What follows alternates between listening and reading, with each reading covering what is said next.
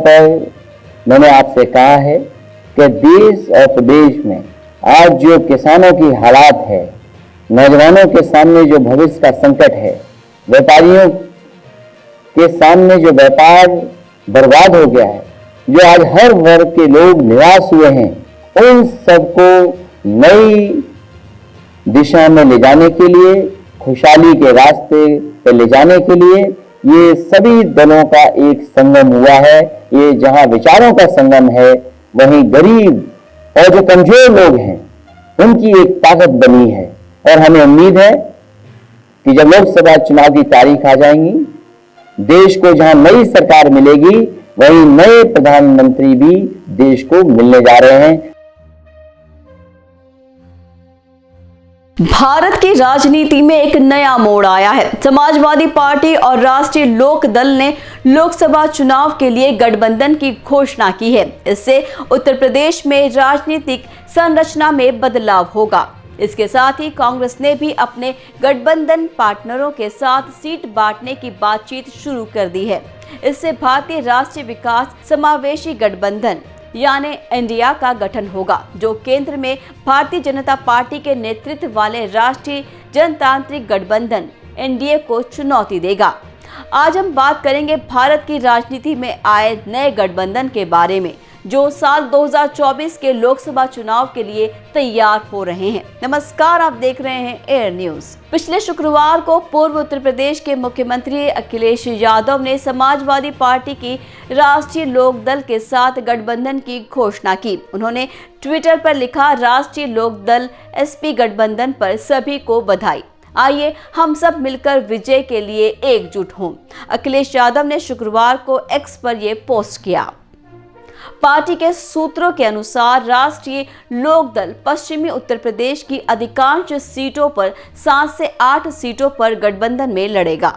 इससे पहले बुधवार को कांग्रेस ने दिल्ली में समाजवादी पार्टी के नेताओं के साथ सीट बांटने की बैठक की थी।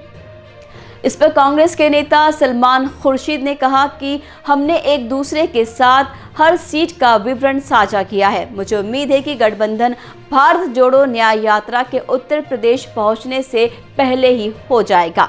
आपको बता दें कि कांग्रेस लोकसभा चुनाव के लिए अभियान शुरू करने से पहले अपने सभी गठबंधन पार्टनरों के साथ सीट बांटने की बातचीत कर रही है। इससे भारतीय राष्ट्रीय विकास समावेशी गठबंधन इंडिया का गठन होगा, जिसमें कांग्रेस के अलावा अन्य विपक्षी दल शामिल होंगे। ये गठबंधन भारतीय जनता पार्टी के नेतृत्व वाले राष्ट्रीय जनतांत्रिक गठबंधन एनडीए को केंद्र में तीसरी बार चुनौती देने की कोशिश करेगा।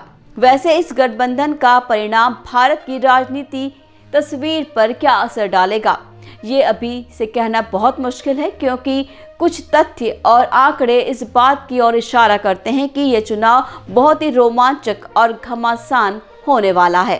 साल 2019 के लोकसभा चुनाव में एनडीए ने 353 सीटें, यूपीए ने 91 सीटें और अन्य ने 98 पर जीत दर्ज की थी।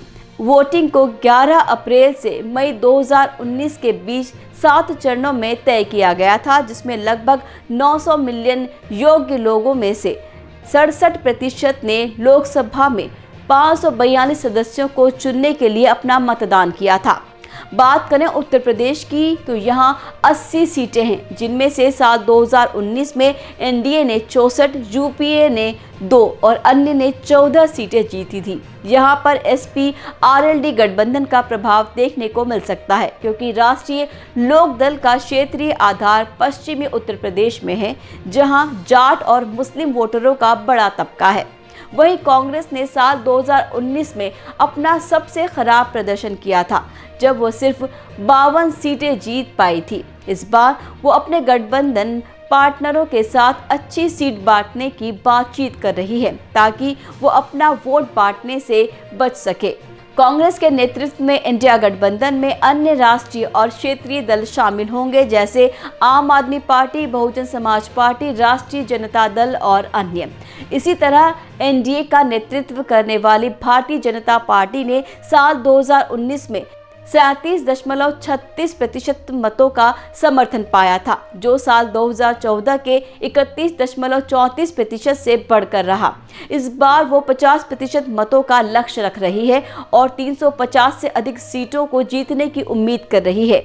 भाजपा के प्रधानमंत्री नरेंद्र मोदी ने पिछले 2 चुनाव में अपनी लोकप्रियता और नेतृत्व का प्रदर्शन किया है और वो तीसरी बार केंद्र में सत्ता बनाए रखने के लिए काम कर रहे हैं। इस प्रकार अब देख सकते हैं कि साल 2024 के लोकसभा चुनाव में भारत की राजनीति में बहुत से उतार चढ़ाव और रुझान होंगे। इन गठबंधनों का वोटरों पर क्या प्रभाव पड़ेगा, ये अभी से कहना मुश्किल है, लेकिन एक बात तय है कि ये चुनाव बहुत ही रोमांचक और घमासान होने वाला है। नमस्कार, आप देख रहे थे एयर न्यूज़।